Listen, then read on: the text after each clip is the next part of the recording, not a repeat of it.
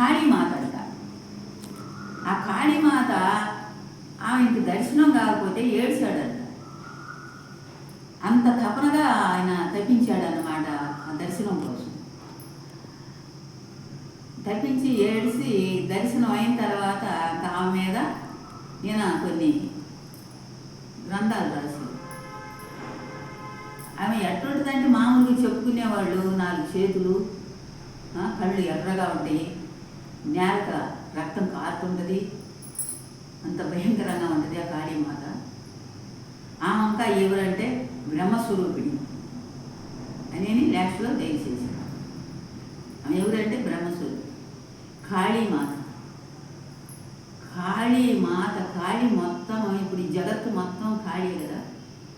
ఈ కాళీ మొత్తం నిండుగా ఉన్నది పరిపూర్ణ పరబ్రహ్మ స్వరూపం.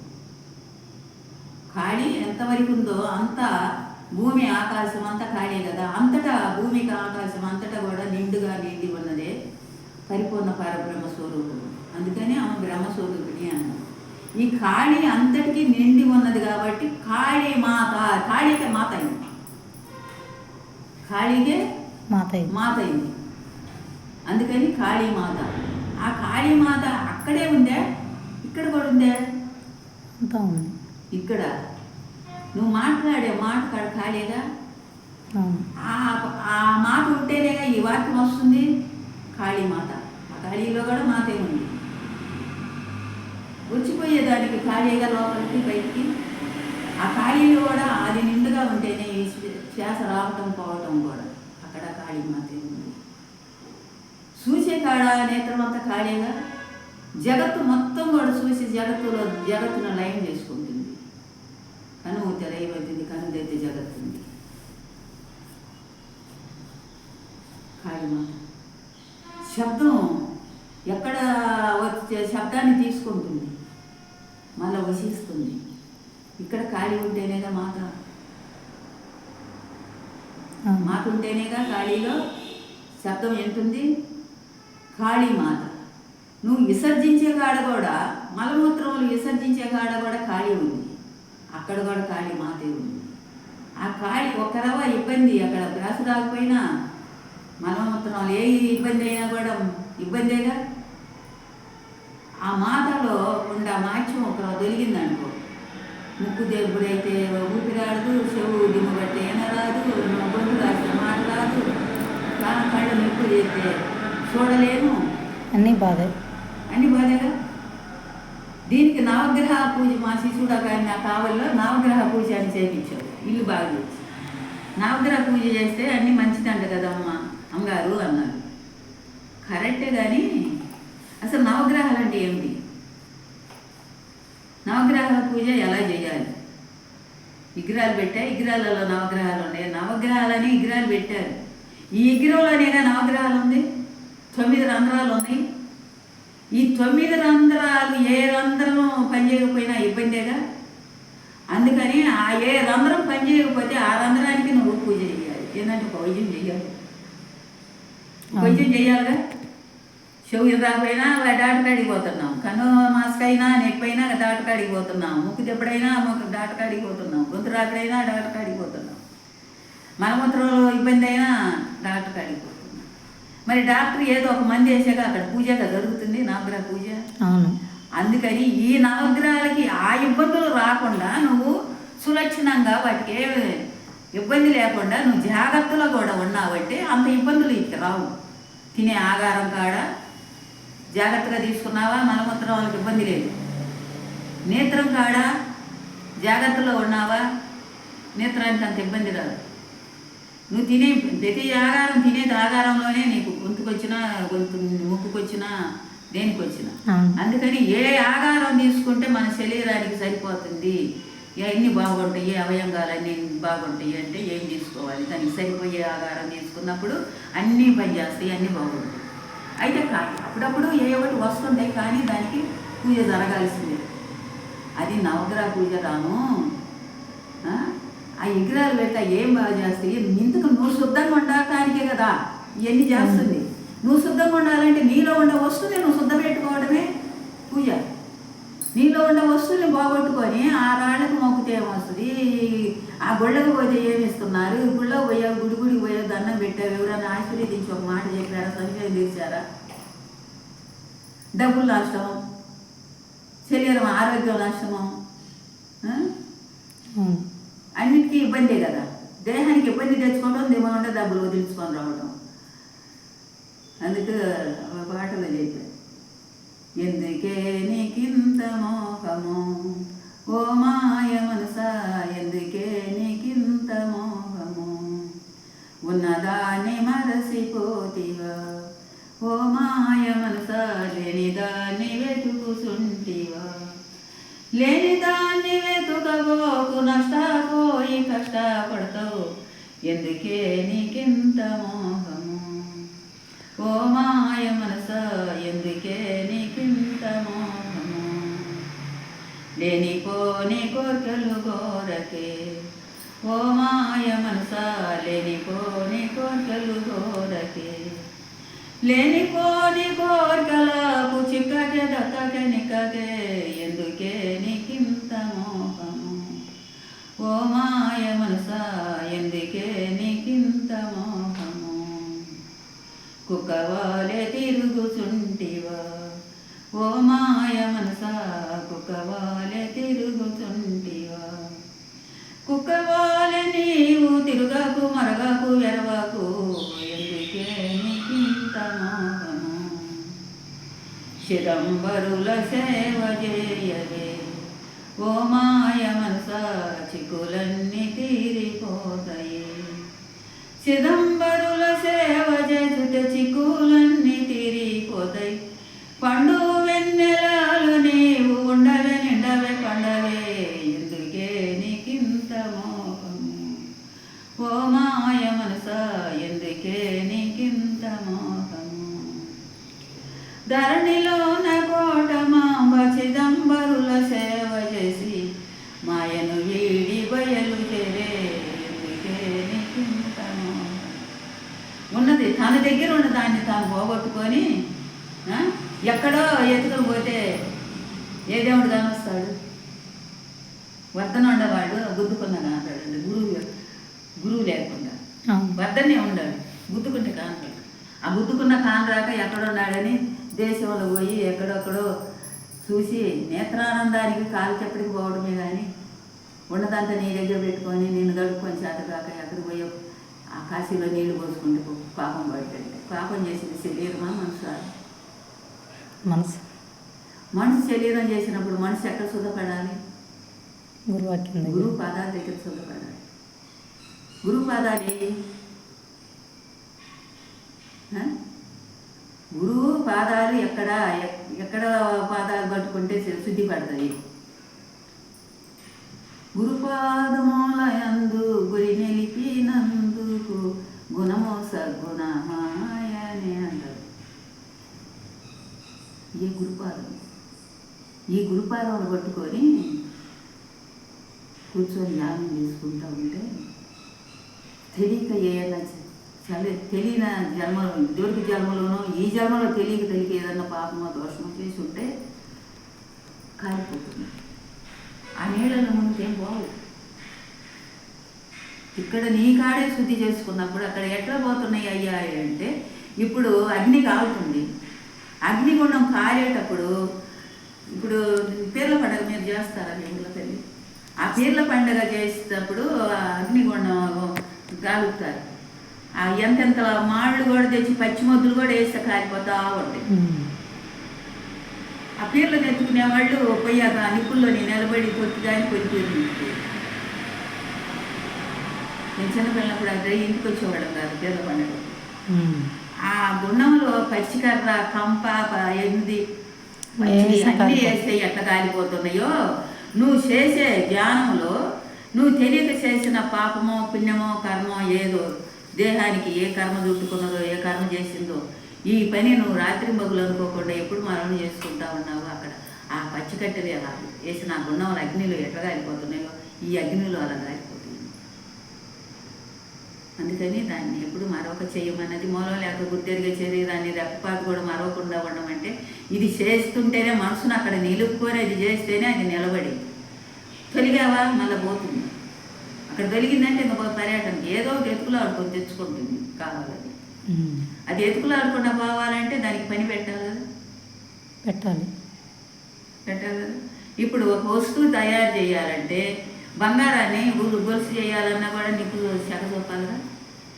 ఇనుము కూడా సాగాలంటే నిప్పులో పెట్టాలిగా. నిప్పులో పెట్టి 2 గాలి ఊదాలి. బంగారానికైనా ఒగ్గులేసి ఓదాలి. గాలి ఓతుంటేనే రవులుకొని అది కాకొచ్చి బంగారం సాగటానికి ఇది కాదు. ఇక్కడ కొలివిలో నీకు బొగ్గుల కోసం ఏదో ఏదైనా వేసి ఆ వస్తువు దాంట్లో పెట్టి గాలి ఊదుతుంటేనే ఆ రవులుకొని అది ఎర్రగా కాలి మళ్ళీ సాగొడితే వస్తువు సాగుతుంది. మరి ఇన్ని మొద్దు వస్తువులే అగ్ని తగలని సాకపోయినే మరి సూక్ష్మమైనది దానికి అగ్నితత్వం ఏర్పాటు చేస్తే అగ్నితత్వంలో దాన్ని పెడితేనే కదా దానికి పని, అది పనిది. దానికి అగ్నితత్వంలో పెట్టాలి. అగ్నితత్వం పెట్టినప్పుడు అదే కాలి కాలి కాలి కాలి కాలి బూడిదైపోతుంది. బూడిదైపోయినాక దానికి జనం ఏడొస్తుంది. బొగ్గు ఉండదు, మళ్ళీ నిప్పు అవుతుంది. బొగ్గుగా ఉండ మళ్ళీ పొయ్యిలో వేస్తూ మళ్ళీ నిప్పు అవుతుంది. కానీ బూడిదయ్యే స్థితికి నువ్వు ఎదగాలి.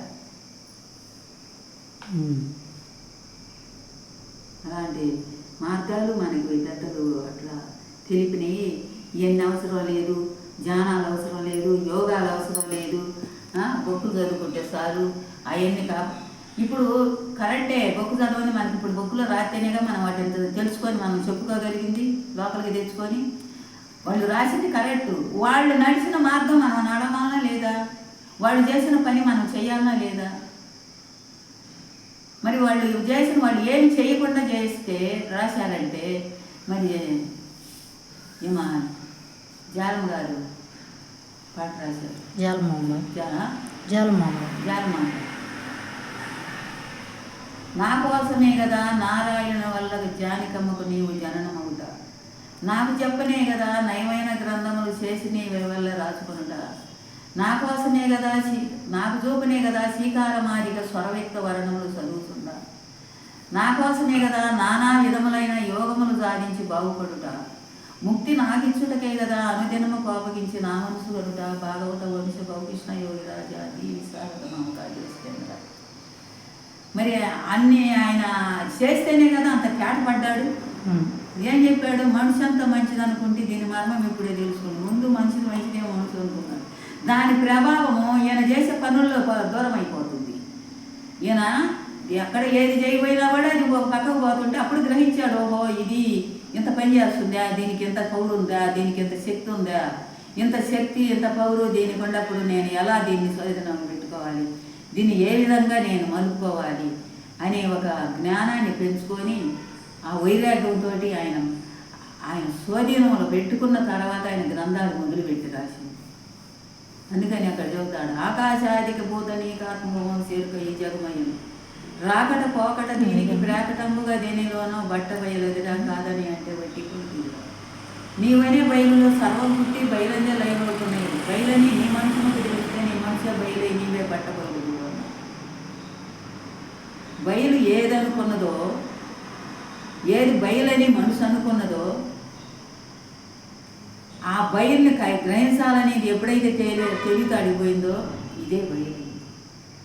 ఇంకొక బయలు లేదు అక్కడ. బయలన వస్తువు అయ్యేటిది, బయలన ఎచ్చోటనుంది, బయటన లోన, బయలన కనపడుతున్నదే, బయలను చెప్పుటకున్నది బయలు అవుతున్నదే, చెప్పకపోతే బయలు కాకున్నదే. బయలు బయలు బయలు బయలుసు బలికేవు, బయలాకు పై వేరే బయలున్నదా తెలుపు, చెప్పకపోతే బయలు కాకున్నదే. బంధం మోక్షంబని అని బిందుత్రయమేమి లేక బీజం లేకను, సందేహమేమి లేకను, అందముగను గ్రంథం మీద అంతాటయుండు, అసలం ఎప్పుడు అతీతమయ్యుండు. ఇంతగా దోశ విశ్వము లేనేరుక, సంతాత మకరీతి సాక్షి లేక అయ్యుండు, అంతాటా ఉండు.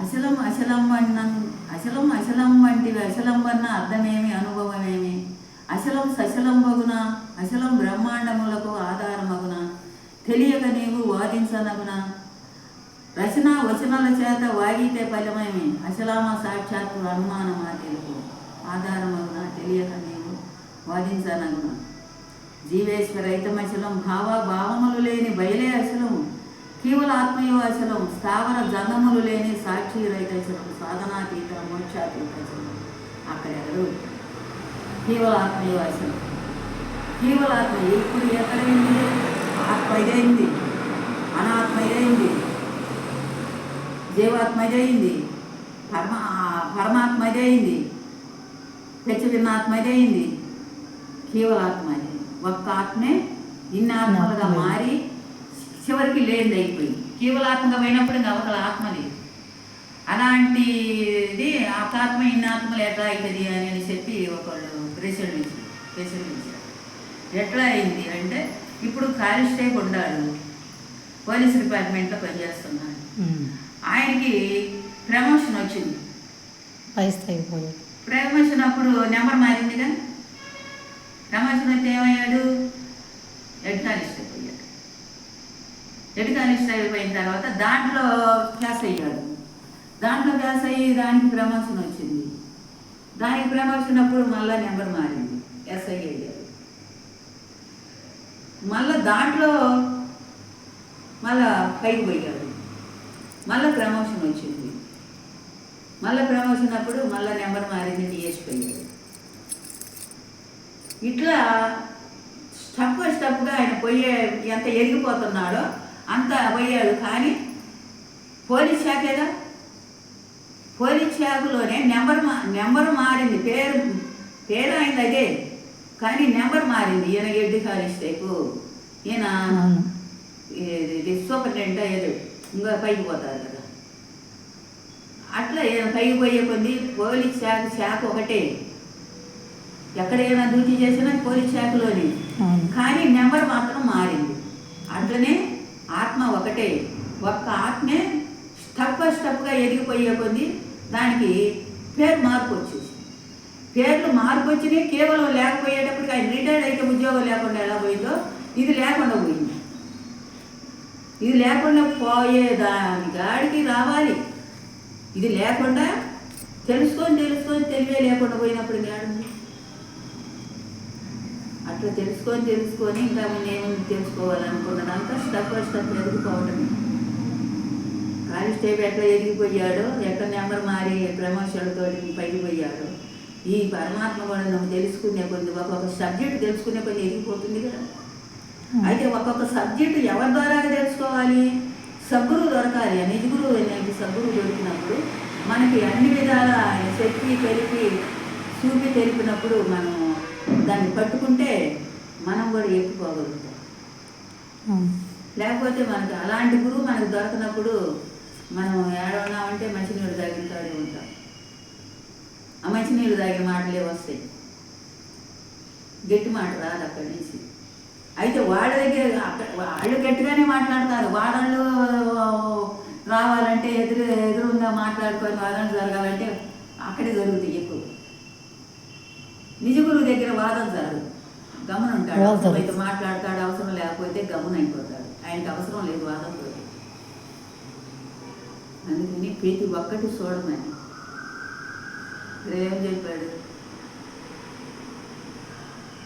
మహేశ పాప విలాస కైలాసవాస వీస నిన్ను నమ్మినాను దేవా నేల కందర పాపమేదో పుణ్యమేదో తెలియనైతిని దేవా భక్తి ఏదో పూజలేయో ఎరుగనైతిని మహేశ పాప విలాస కైలాసవాస వీస నిన్ను నమ్మినాను దేవా నీల కందర మహేశ ఓ మా శివుడా పాప విలాస పాపకి ఎదుగు పాపలో ఉన్నాడు ఆయన విలాసం ఎక్కడంటే పాపలో మహేశ పాప విలాస కైలాసవాస కై అంటే పైన ఉండేవాడు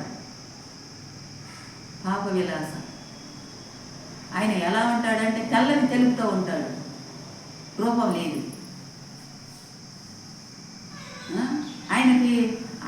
ఆయన పోయి పూజ చేయాలంటే పాపం తెలియదు పుణ్యం తెలియదు ఏం పెట్టి పూజ చేయాలి పూలు తెలియదు పుణ్యం తెలియదు ఏం చేయాలి ఆ నామరూపం క్రియలు లేని కాడ ఆ ఏమి లేని శుద్ధ తెలుపులో నిలిచిపోయాడు ఆయన.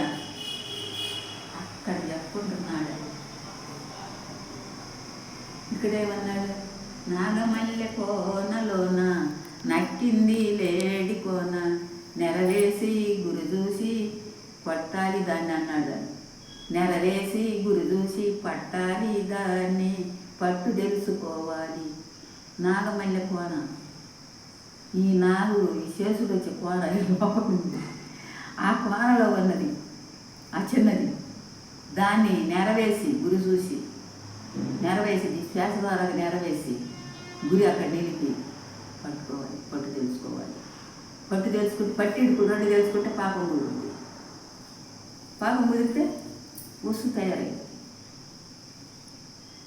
ఇక్కడేం చెప్పాడు? ఎట్లా అన్నీ లోపలే ఈయనరా భగవద్గీత ప్రేములు వారు ఏం చెప్పారు? కొట్టితి తిట్టితి మెడబెట్టి నెట్టితి, నీ మనసు తెలియక కోపము లేక, నా చిన్ని నా కోన నా పెన్ని దానమా నా రత్నముల మూట అని చెప్పాడు. ఎవరిని కొట్టాడు?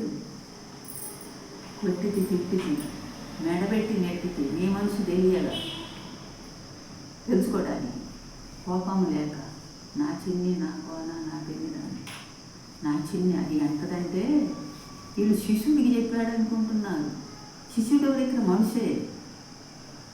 శిష్యుడు ఎవరు? మనసు. గురువు పరమాత్మ, శిష్యుడు మనసు. ఈ రెండు ఒక రూపాన్ని కలిసినప్పుడే ఒకటైపోయింది. అందుకని నా చిన్ని అది ఎక్కడుంది అంటే, నా చిన్ని నా కోన, అది వడ్ల గింజ ఒరిముళ్ళు కోన అంటది ఆ చిన్నది.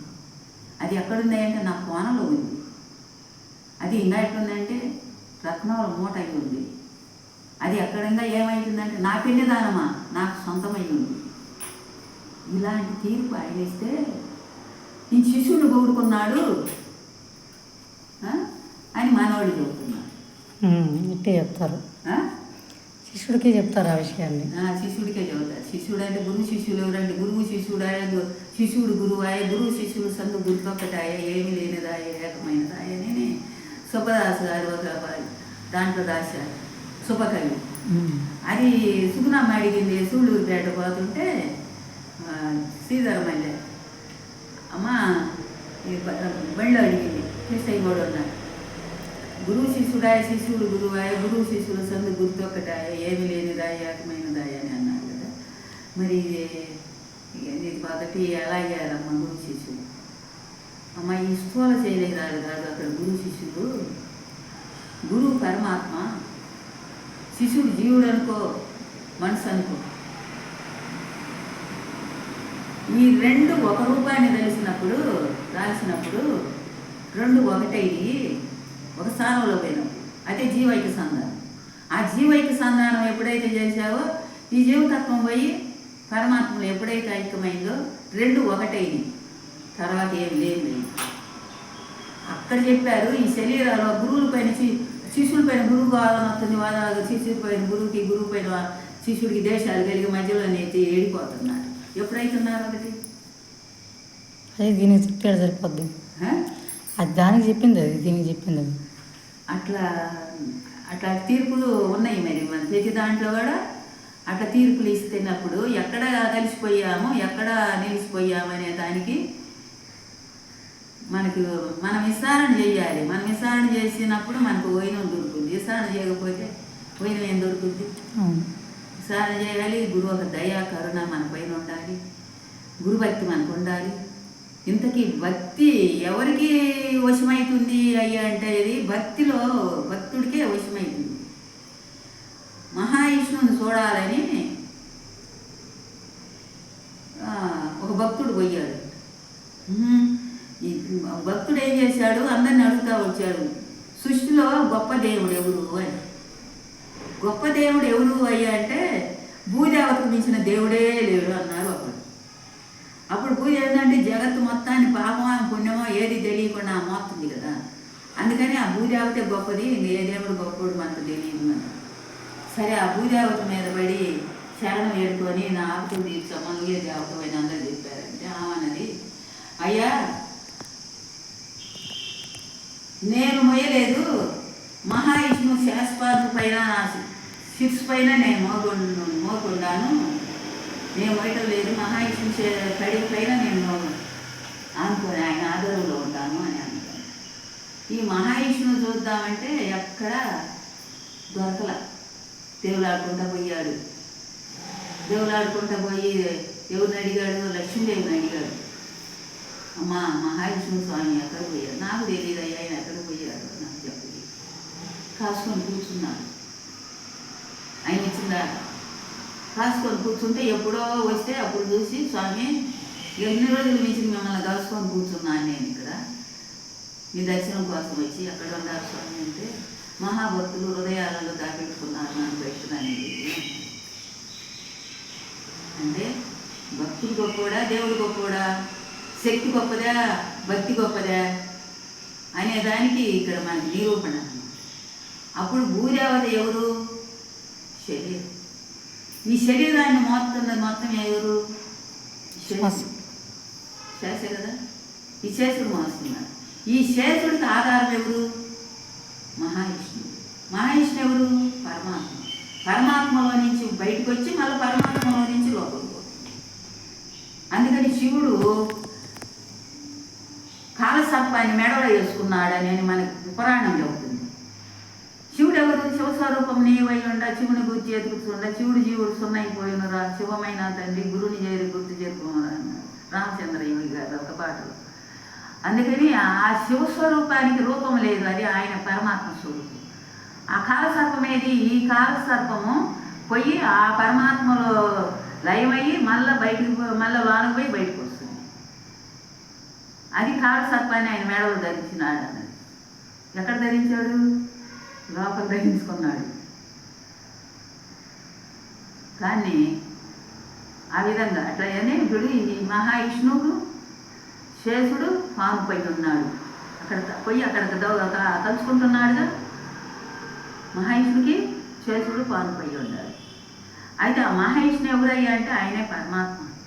అయితే ఆ పరమాత్మ ఎవరికి కనిపిస్తుంది, ఎవరికి దర్శనం అవుతుందంటే, ఎంతమందిలో నోట్లో ఎంతమందికి 100 మందిలో ఎంతమందికి దర్శనం అవుతుంది? మహాభక్తుడికే. మహాభక్తులు హృదయాలలో దాగి ఉన్నదంట. మహాభక్తుల హృదయం ఎక్కడ? ఈ హృదయం కాదు, ఇలా చెప్పాను. సూక్ష్మ శరీర హృదయంలో దాగిపోతున్నాం. అది ఎంతో భక్తితో తప్పించిన వాళ్ళకి సాక్షాత్కారం అవుతుంది. అది సాక్షాత్కారం కాలేదని రామకృష్ణ పరమహంస ఏడ్చాడంట. దర్శనం అయినాక ఆయన ఉండాలి. దాన్ని కాళీమాతని, ఆదిపరాశక్తి అని, మహాకాళని, ఎన్ని రకాలు 100 పేర్లు ఉన్నాయి దానికి. ఈ 100 పేర్లలో ఏ పేరును నువ్వు ఉపయోగించుకున్నా ఫలితమే. అందుకని ఒక్కొక్కళ్ళు ఒక విధంగా ప్రతి ఒక్కటి చూసే కాడే ఎక్కువగా ప్రాధాన్యత ఇచ్చాడు. ఈయన ఏమన్నా మా ఋషి కూడా ఏం చెప్పాడు? ఆయన కూడా ఏమన్నా ఇది ఇట్టి కన్నుల బ్రహ్మం ఎట్లు చూడవచ్చు, చూసు కన్నులు వేరు చూపు వేరు, చూపులో అమరిసి చూడంగా వలదయ్యా ఇసుపదాటి రామయ్యను రవేమ అన్నారు. చూపులో అమరిసి చూసినప్పుడు ఆ కనులలో ఉన్న బ్రహ్మ ఏదో కంటవు. ప్రతి ఒక్కటి ఎవరు అనుభవంలో వాళ్ళు ఏది చెప్పినా ఒక స్థానానికి వస్తుంది. ఆ ఒక్క స్థానమే నువ్వు ఎరుగుంటే 100 మాటలకు ఒకటే చెల్లు, మాటి మాటికి పాటలు ఏమిటికని అనేవాడు తాతయ్య. 100 మాటలకి ఒక మాట చెల్లుతుంది. ఎన్ని విధాలుగా రాసినా మనం తెచ్చుకున్నది బంగారం ఒకటే. ఎన్ని రూపాయలు ఉన్నాయి దానికి వస్తువుకి. అట్లా వస్తువు ఒకటే, ఎన్నో మార్గాలు ఎన్నో రూపాలు ఉన్నాయి. కాబట్టి ఇది వస్తువు ఒకటే. ఎవరు చెప్పినా ఒక్క వస్తువుని గురించే చెప్పారు మహాత్ములు. ఆ ఒక్క వస్తువు కాడనే మనం ఉండామంటే ఎవరు చెప్పిన దాన్ని అడిగి తెచ్చుకుంటే మనకు తీరిపోయింది. మళ్ళీ ఎత్తులు అనుకోకుండా ఆయన అది చెప్పాడే, ఎన్నెటు చెప్పాడే, ఇది ఎట్లా అది ఎట్లా అనుకుంటే మనం మనసు నిలకడ దొరకదు. అది కరెక్టే. నువ్వు ఆ పని అది నీవు అయి ఉంటే, ఆ లక్ష్యాన్ని నువ్వు పొందుంటే ఎవరు చెప్పింది కూడా నీకు అక్కడే నిలకడ దొరుకుతుంది. అందుకని ఎవరి మాట ఎగరగొట్టకూడదు, ఎవరిని తీసి పారేయకూడదు. ఎందరో మహానుభావులు వారందరికీ నా వందనములు. అందుకని మహాత్ములు ఎవరు అనుభవంలో వాళ్ళు చెప్పారు కాబట్టి అందరూ అనుభవాలు మనం మనలో తీర్పు చేసుకుంటే మనకు వస్తువులు వాడు చెప్పిన కాడే కాకుండా మనలో తీర్పు చేసుకుంటే వస్తువులు. అందుకని అది నేను చెప్పాను, చెప్పేది కాదు చూపేది కాదు. అనుభవాలు గురించి రోగాదిష్టంలో రాశారు. ఒక్కొక్కళ్ళ అనుభవాలు ఇకటగా ఉంటాయి అని రాసింది. అందులో ఇక్కడ కూర్చొని మనసులో 4 కూర్చున్నారు, చదువుతున్నారు. నేను చిమ్మటానికి వచ్చాను.